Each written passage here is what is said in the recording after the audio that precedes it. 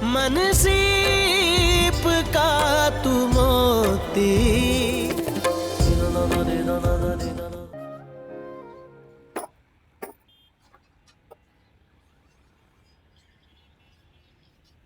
ये भी रख दे।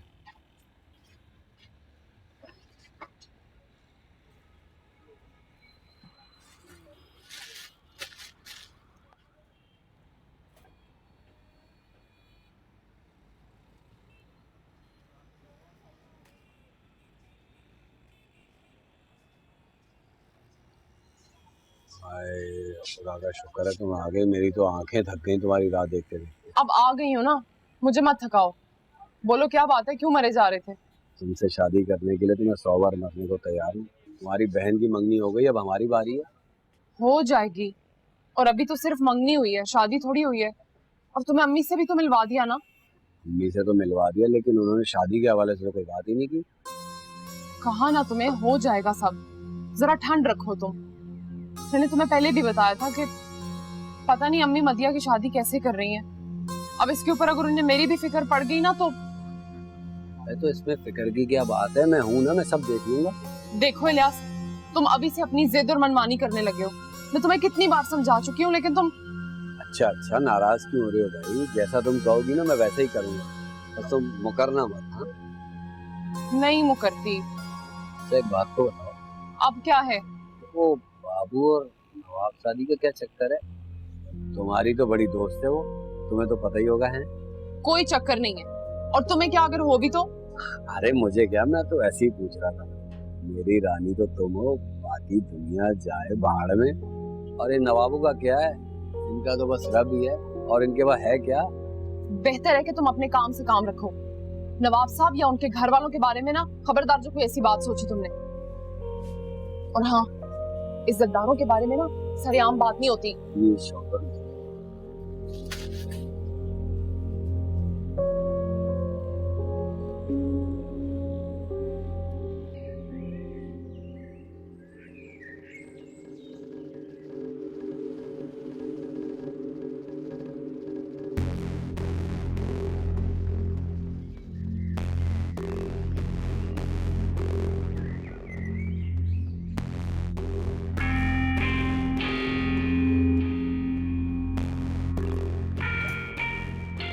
सुनो प्लीज 2 मिनट आके गाड़ी में बैठ जाओ, मुझे तुमसे बात करनी है। मैं जरा जल्दी में हूँ, फिर कभी। सुनो,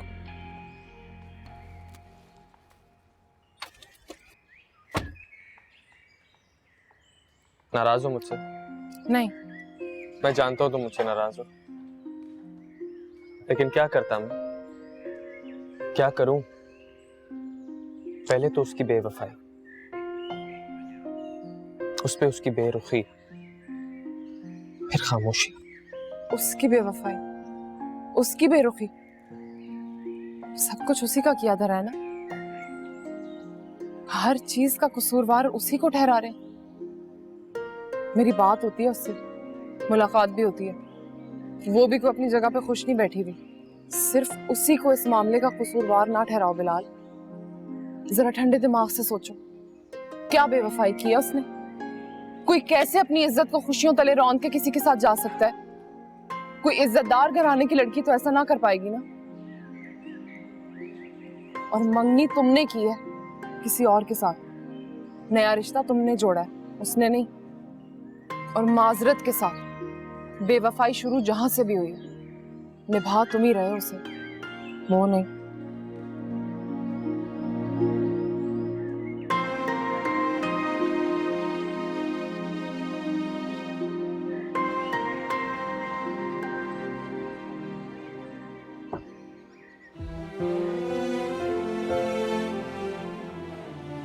उसकी बेवफाई, उसकी बेरुखी, सब कुछ उसी का किया धरा है ना। हर चीज का कसूरवार उसी को ठहरा रहे। मेरी बात होती है उससे, मुलाकात भी होती है, वो भी कोई अपनी जगह पे खुश नहीं बैठी हुई।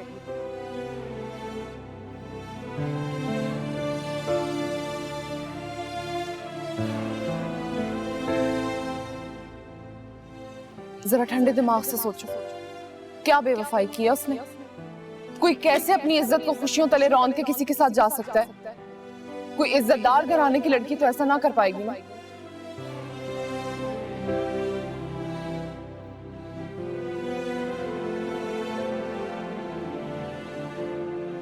अस्सलाम वालेकुम। वालेकुम अस्सलाम। कैसी हो? ठीक हूँ। अब्बा की तबीयत कैसी है और मूड? अम्मिया की तबीयत ठीक नहीं है और ना ही मैं। चलो अब मैं आ गई हूँ, दोनों ठीक कर लूंगी। हैं कहाँ? अपने कमरे में है, आराम कर रहे हैं और किसी से मिलना नहीं चाहते, ना ही हमसे। फुप्पो कैसी हो? ठीक, आप कैसी हैं? आप बैठे, मैं आपके लिए चाय बना के लाती हूँ। ओके।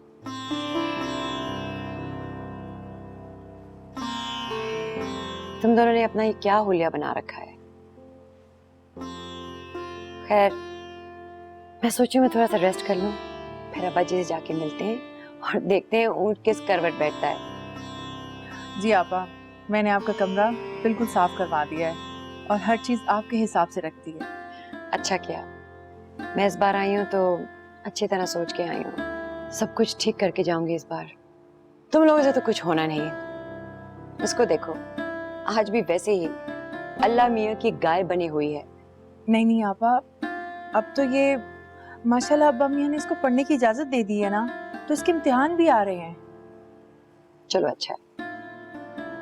अच्छा फिर मैं फ्रेशन अप होके आती हूँ, फिर अब्बा जी से मिलते हैं। जी आप।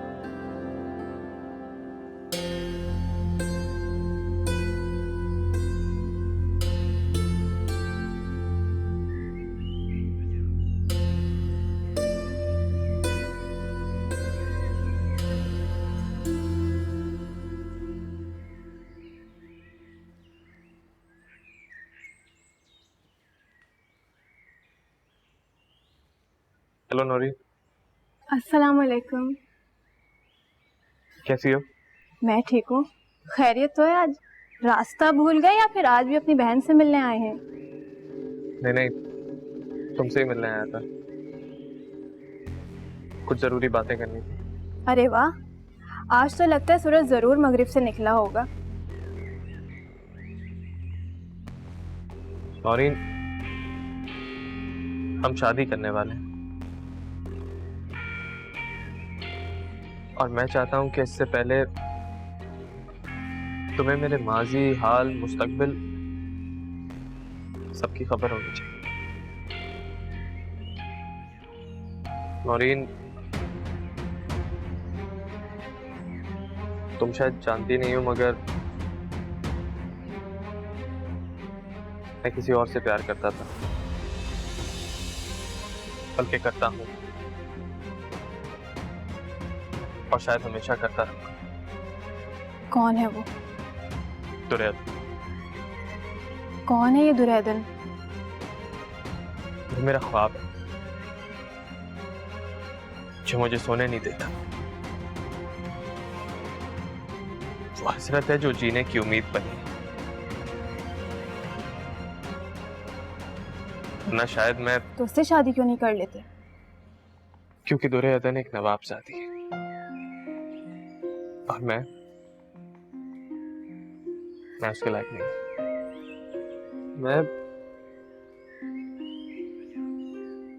मैं उसकी एक झलक को तरसता हूँ, उसकी जुदाई का दुख मेरी तन्हाई का बेहतरीन साथी बनने लगा। सुकून मिलता है उसका सोचकर। और कोई नहीं है जिससे मैं अपनी दिल की बात कर सकूं। तो ये सब मुझे क्यों बता रहे हो? जब तुम उसको इतना ही पसंद करते हो तो मुझसे शादी क्यों कर रहे हो? उसी से करो। नहीं कर सकता। क्यों?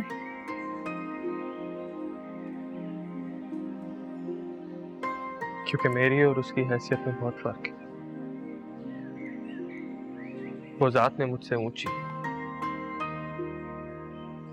नवाबजादी। तो ये सब तुम मुझे क्यों बता रहे हो? पता नहीं, पता नहीं। मैं तुम्हें अंधेरे में नहीं रखना चाहता। तुम्हारी जरूरत से ज्यादा रोशनी से भी मेरी आंखें चुंधिया गई हैं बिलाल। अगर तुम्हें वो नवाबजादी मिल जाए तो क्या तुम मुझे छोड़ दोगे?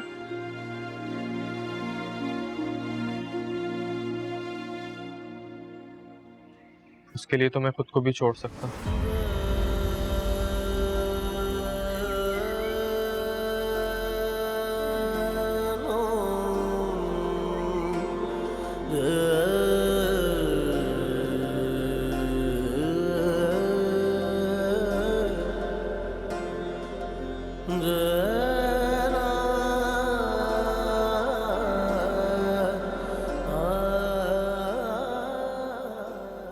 हटाओ से मेरे पास।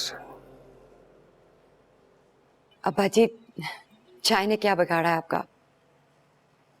मैं आप ही से तो बात करने आई हूँ। आपके इसी रवैये ने आपको इतना अकेला कर दिया है। मैं आपकी बेटी हूँ, आपका खून हूँ। चाह के भी मैं आपको इस हालत में नहीं देख सकती, नहीं अकेला छोड़ सकती। हमें आपकी हमदर्दी नहीं चाहिए। हमदर्दी नहीं है, एहसास कर रही हूँ, आपको समझाने की कोशिश कर रही हूँ कि इस कड़े वक्त में अपनों को। ज़ेब, इनसे कहो कि चली जाए यहाँ से, सब चले जाओ यहाँ से।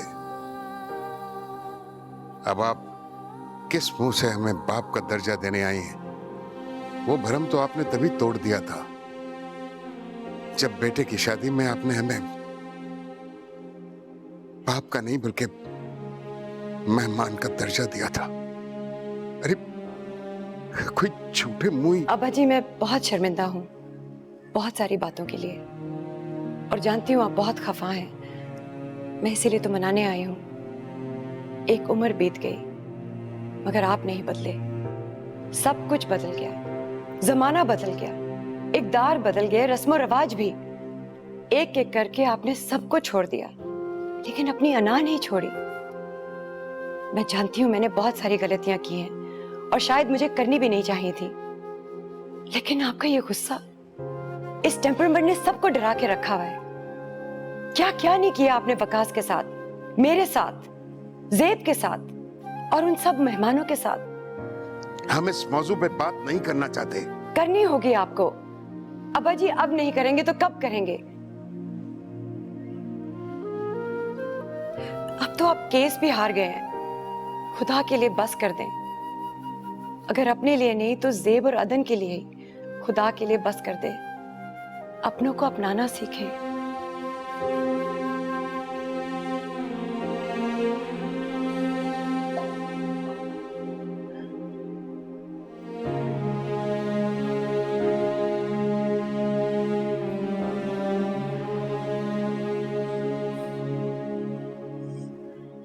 अब्बा जी, मैं एक दो माह के लिए अभी पाकिस्तान में हूँ। कुछ ऐसी रिस्पॉन्सिबिलिटीज हैं जिनको निभाए बगैर अगर चलेगी तो ज़मीर मलामत करेगा।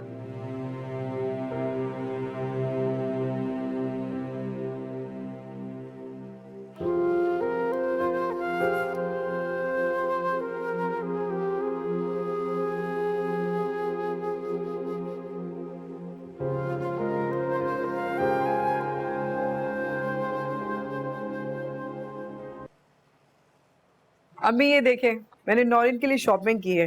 अरे वाह, ब्रांडेड सूट है, अच्छे है ना? बहुत खूबसूरत। ये देखें, ये तो बहुत ही अच्छा है, बहुत ही खूबसूरत है। ये तो मैं ये शादी नहीं कर सकती। ये क्या बकवास कर रही हो तुम? सही कह रही हो अम्मी, मैं ये शादी नहीं करना चाहती। उसने मुझे खुद बताया वो किसी और से मोहब्बत करता है, नवाब वक्कार अहमद की पोती से, और हसब नसब के चक्कर में उसकी शादी नहीं हो सकी।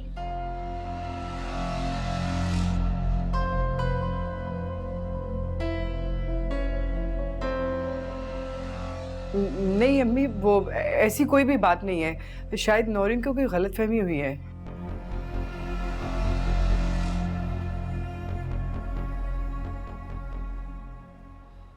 अस्सलाम वालेकुम।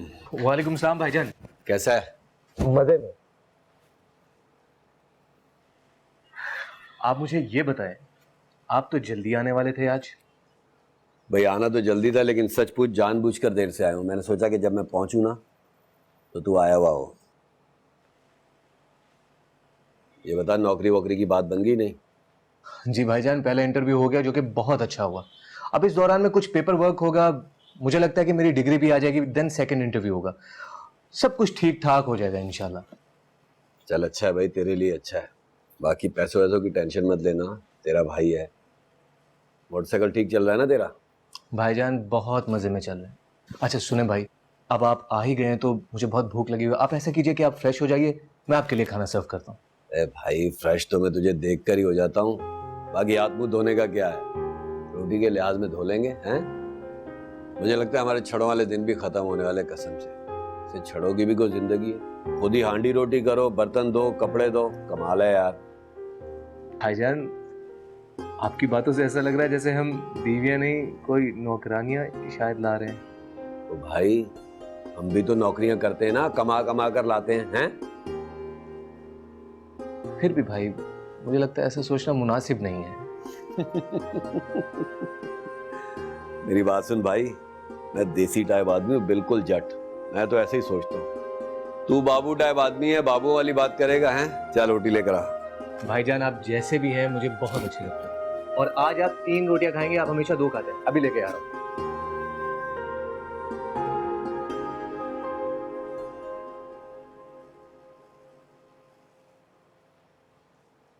तुम्हारे भाई ने तो मजाक बना के रख दिया है। कोई तमाशा चल रहा है यहाँ पे? नहीं नहीं, ऐसी वैसी कोई भी बात नहीं है। मैं उसे अच्छी तरीके से जानती हूँ। वो लड़की कभी उसकी जिंदगी में आई ही नहीं थी, वो सिर्फ उसका वहम था। नाम के नवाब शवाब है, खाने को जहर तो है नहीं, और अकड़ इतनी है। उनकी बेटियों से शादी कौन करेगा? बड़ी बेटी तो वो ब्याह नहीं सके, और बातें करते हैं वो नवाबियत की। वो सब मैं नहीं जानता। नौरीन भला उससे शादी क्यों करेगी जिसके मंगनी के बाद ही तेवर ऐसे हैं, और जो इस रिश्ते से खुश नहीं? नहीं, वो खुश है। देखो शाइस्ता, इस रिश्ते के अंदर अगर कोई गड़बड़ हुई तो अंजाम बहुत बुरा होगा।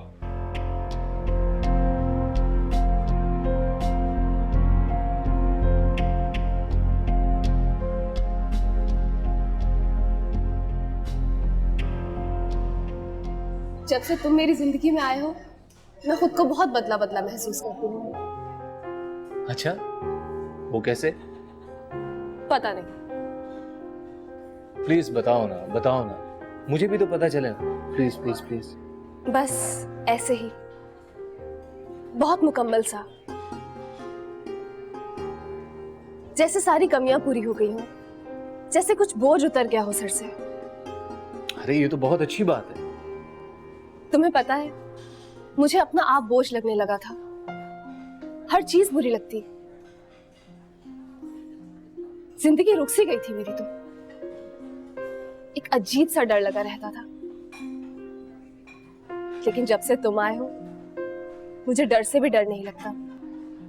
तुम्हें पता है, जिंदगी फिर से चलने लगी है। सही कहते हैं, शादी के बाद औरत मुकम्मल हो जाती है। शादी मर्द को भी मुकम्मल कर देती, तभी तो तमाम रिश्तों में सबसे ज्यादा नुमाया रिश्ता यही होता है। चलो सेल्फी लेते हैं, जैसे सब लोग लेते हैं। चल, तुम्हें भी सेल्फी लेने की बीमारी लग गई यार। तुम ही से लगी है। दो, दो। चलो चलो। हाँ। अरे करीब आओ ना। से चीज। चीज। वाओ, क्या सेल्फी है। अरे मैं अच्छी लग रही हूँ ना? जी नहीं, मैं अच्छा लग रहा हूँ।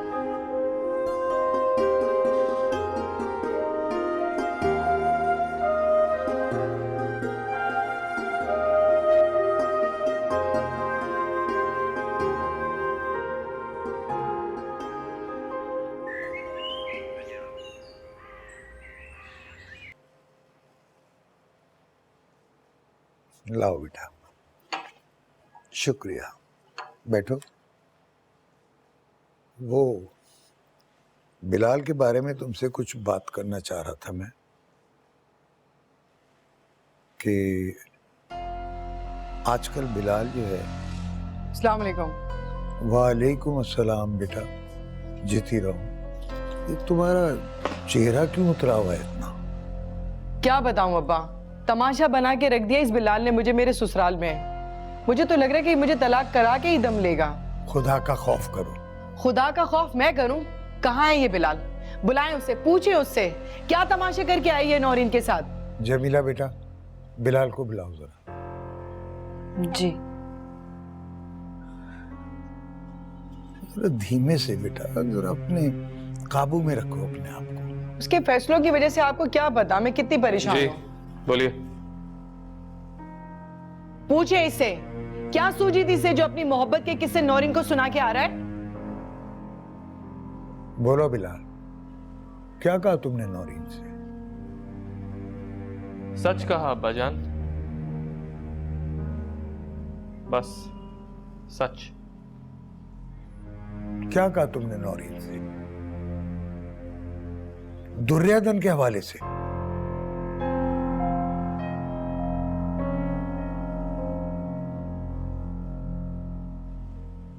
बिलाल बेटा, ये क्या बचकाना हरकत की है तुमने? तुम्हें इन रिश्तों की नजाकत का एहसास है? अंदाजा है अब्बा जान, तभी तो मैंने सोचा कि कम से कम उनको सारी ग्राउंड रियलिटीज तो बता दूं। देखा, सुना आपने? ये सब कुछ कहने से पहले इतना तो सोचा होता ना कि तुम्हारी इन बातों से मेरी जिंदगी पे क्या असर पड़ेगा। सोचा तो आपने भी नहीं था आपा कि आपकी इस शादी की जिद से मेरी जिंदगी पर क्या असर होगा। बस बस, इस बारे में हम बहुत बात कर चुके हैं। बिलाल तुम्हारी मंगनी हो चुकी है नौरीन से। अब तुम्हारा माजी और उससे जुड़ी बातों की कोई गुंजाइश नहीं है, समझे? तुम्हें कोई बेटा हक नहीं पहुंचता है कि तुम नौरीन का अब दिल दुखाओ। और तुमने एक बार भी नहीं सोचा कि तुम्हारी सरकत से नवाब साहब और उनकी इज्जत पे हर्फ आ सकता है बेटा। शर्म आनी चाहिए तुम्हें। लेकिन अब्बा मैं तो। बस करो बिलाल, बस। मुझे इन इम्तिहानों से ना गुजारो जो मेरी बिसात से ज्यादा कड़े। तुमने बेटा एक बार भी नहीं सोचा कि तुम्हारी सरकत से नवाब साहब, उनके नाम और उनकी इज्जत पर हर्फ आ सकता। शर्म आनी चाहिए बेटा, तुमको शर्म आनी चाहिए।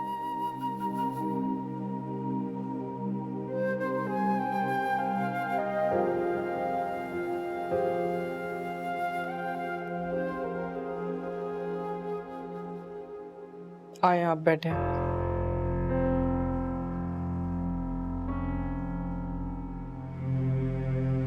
शाइस्ता बेटा, मैं टूट गया हूं। साहब अपनी सेहत का ख्याल रखिए, ज्यादा परेशान नहीं। टूट गया हूं। देखिए भाई, दोनों घरों में रिश्ता तय हो गया था। उसूली तौर पर तो आपको मुबारकबाद देने के लिए, रस्म करने के लिए घर आना चाहिए था, लेकिन आप नहीं आई। मैंने इस रिश्ते के लिए हाँ कर दी है। ये काफी नहीं है तुम्हारे लिए? ये तो आप बताएंगी ना कि ये काफी है या नहीं। अब मुझे देखें, अकबर और मदिया को कोई जोड़ है? लेकिन मैंने उनका रिश्ता कर दिया ना। है? मुझे सुमैया ने नहीं बताया था। अगर पहले बता देती तो मदिया के हाँ करने के लिए मैं 100 बार सोचती।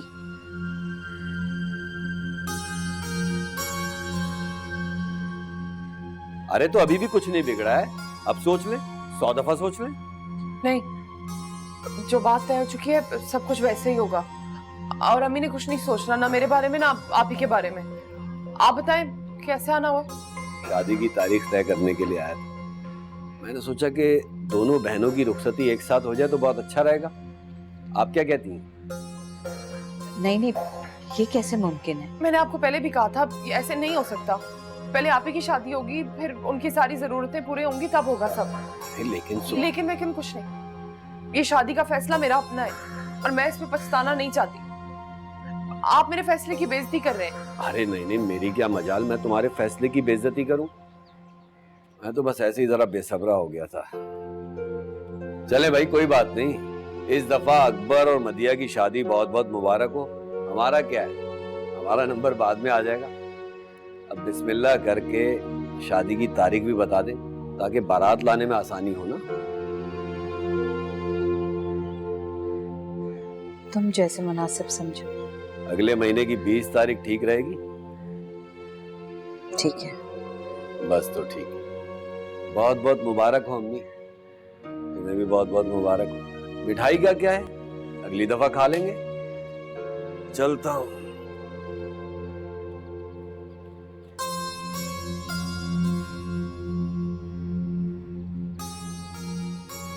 जे मैं हुंदी ढोलना ढोलना सोने दी तवीतड़ी टंग टंग टंग। अरे भाई शोर तो नहीं मचाओ ना, खामोशी से काम करो अपना, मुझे भी काम करने दो। गाना ही तो गा रही हूँ, अब तुम्हें मेरे गाने गाने पे भी एतराज है।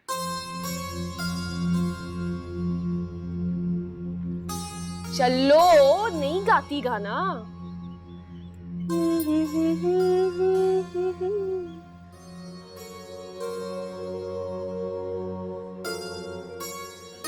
सुमैया,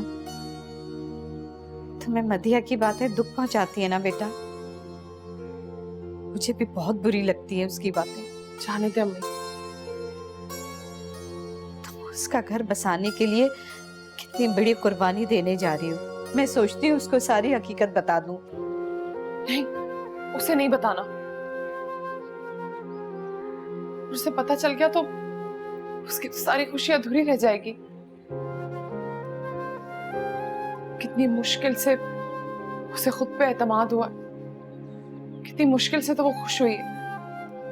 अगर उसे ये सब पता चल गया तो दोबारा पहले जैसी हो जाएगी। नहीं, और इस रिश्ते के बाद ही तो वो अपने आप पर एतमाद करना सीख रही है। उसे नहीं बता सकती, और मैं उसके लिए खुश हूं।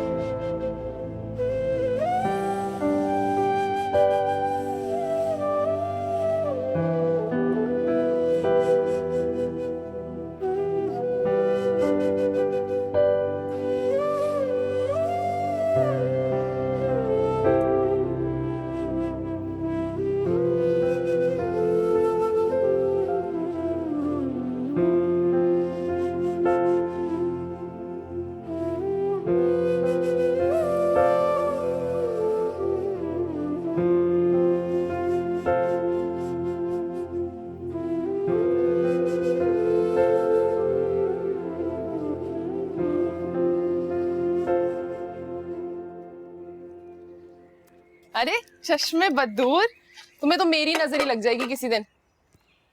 कैसी हो सुमैया? बहुत बिजी रहने लगी हो आजकल। अरे नहीं, मेरी कौन सी मिलें चल रही हैं। वो तो तुम पढ़ाई कर रही होती हो ना, मैंने सुना था तुम्हारे इम्तिहान भी आने वाले हैं, इसीलिए अब या तो मैं तुम्हारा दिमाग खा जाऊं या फिर तुम पढ़ाई कर लो। और ये किस खुशी में? लो, अब इसके लिए भी किसी खुशी का होना जरूरी है। हाँ। तुम नाराज हो? नहीं, हमें अच्छा नहीं लगता कि तुम हमारे लिए कुछ भी करो। हम तो तुम्हें अपना दोस्त मानते रहे हैं, लेकिन तुम शायद हमें इस लायक नहीं समझती। दुर्योधन, तुम ये कैसी बातें कर रही हो?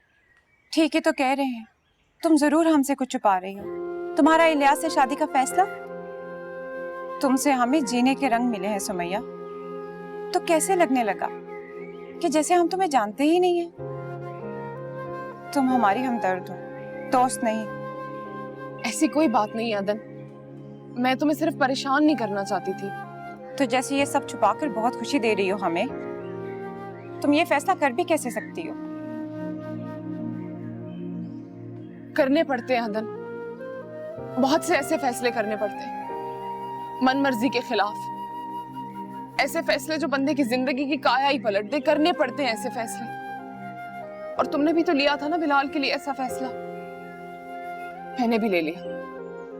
वो ही तो कह रहे हैं तुम हमसे बहुत कुछ छुपा रही हो सुमैया, जबकि हम अपने दिल की हर बात तुमसे बांटते आए हैं। मैं जिससे मोहब्बत करती हूँ वो किसी और को पसंद करता है, तो फिर मैं और क्या करती? इसीलिए मैंने इलियास से डील कर ली कि अगर वो अपने भाई अकबर की शादी मदिया से कर देगा तो मैं उसकी हुई। और तुम्हें पता है वो जो उसका भाई है ना, अकबर भाई, बहुत ही अच्छा आदमी है। जितना मैंने सुना और सोचा था ना, उससे तो बहुत ही ज्यादा अच्छा। पर तुम्हारा क्या सुमैया, तुम जिसे पसंद करती हो वो आदिल है ना। तुमने उससे बात की, वो किसे पसंद करता है? अच्छा बस, आज के लिए बहुत हो गया। मैं इसके अलावा और कुछ कह भी नहीं पाऊंगी। एक सवाल मैं तुमसे पूछूं,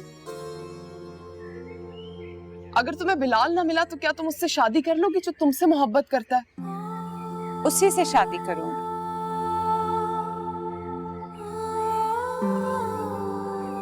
अच्छा खैर, तुम मुझसे वादा करो तुम मेरी मोहब्बत के इस राज को अमानत की तरह रखोगी, आदिल से कुछ भी नहीं कहोगी।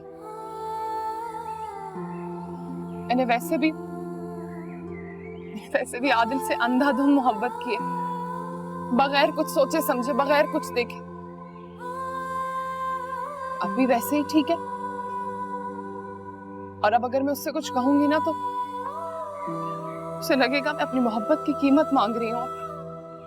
ये मैं नहीं कर सकती। अच्छा खैर, मुझे याद आया, वो तुम्हारी पप्पू फिर से आ गई। उन्हें भी चैन नहीं है ना कहीं? अरे तुम्हारी इन बातों में हलवे का तो ध्यान ही नहीं रहा।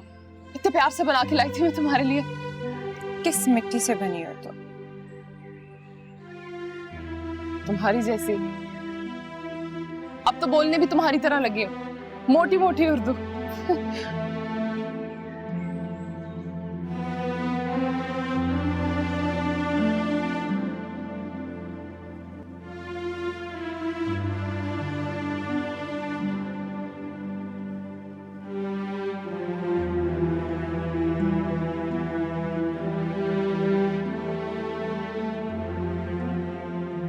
शुक्रिया हजूरी भी। नहीं हजूरी भी, हमें भी चाय नहीं पीनी। लेकिन ठीक है।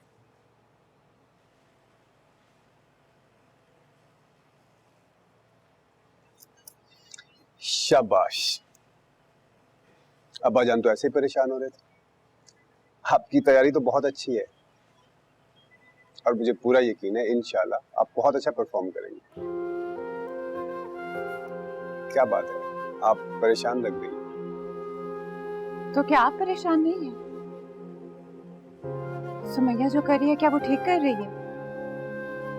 वो अपनी बहन की खुशियों के लिए अपनी खुशियों का सौदा कर रही है। और हम क्या सब देखते रहेंगे?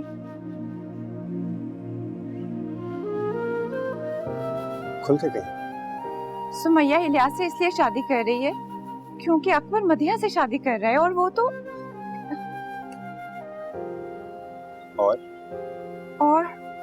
और वो जिसे पसंद करती है वो किसी और को पसंद करता है। लेकिन इसका मतलब कतई ये नहीं है कि वो खुद को यूं कुर्बान कर दे। ये गलत है। वो सही नहीं कर रही कि अपनी पूरी जिंदगी एक ऐसे शख्स के सुपुर्द कर दे जो किसी भी तरह उसके लायक नहीं है। ये खुदकुशी है और खुदकुशी हराम है। ये वक्त इन बातों का नहीं है, आप अपने इम्तिहानात पर ध्यान दें। मैं देखता हूँ, बात करता हूँ उनसे। ओके? नहीं,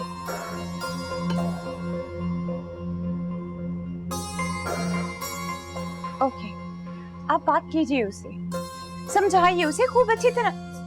ऐसे समझाइए जैसे आप हमें समझाते हैं।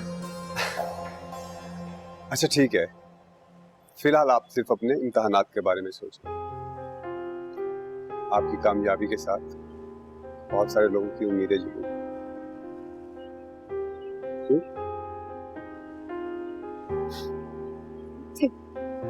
तो फिर हम अगला सवाल करें? हाँ ठीक है। मैं शर्मिंदा हूं और तुमसे माफी मांगना चाहता हूं।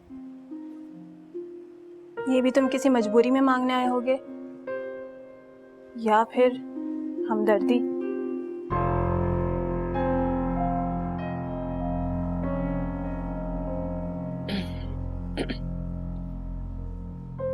अब मैं नहीं कहती थी कि सब कुछ बिल्कुल ठीक हो जाएगा। भाई बच्चे हैं ना, इस उम्र में हो जाता है। मुझे बहुत बुरा लगा और मैं जानता हूं तुम्हें भी बुरा लगा होगा जो सब कुछ मैंने बोला। तकलीफ पहुंची होगी तुम्हें, इसलिए आई एम सॉरी। देखो बिलाल, तुम एक अच्छे इंसान हो, मैं तुम्हें पसंद करती हूँ, इसलिए तुमसे शादी भी करना चाहती हूँ, मजबूरी नहीं। मैं मजबूर नहीं हूं,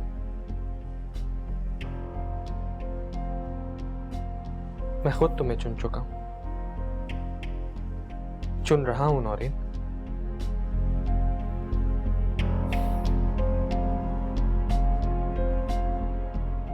मैं दूर जाना चाहता, अपने माजी से, अपने आप से। मेरा यकीन करो, मैं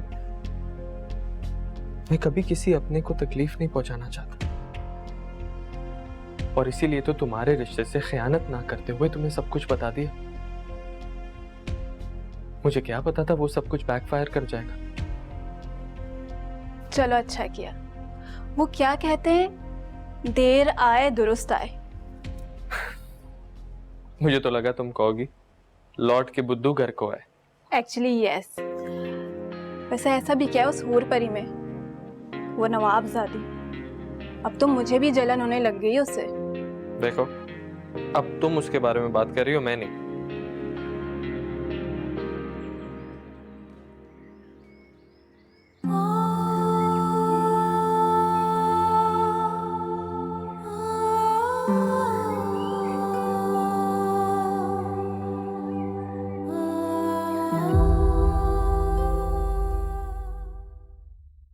मन सीप का तू मोती,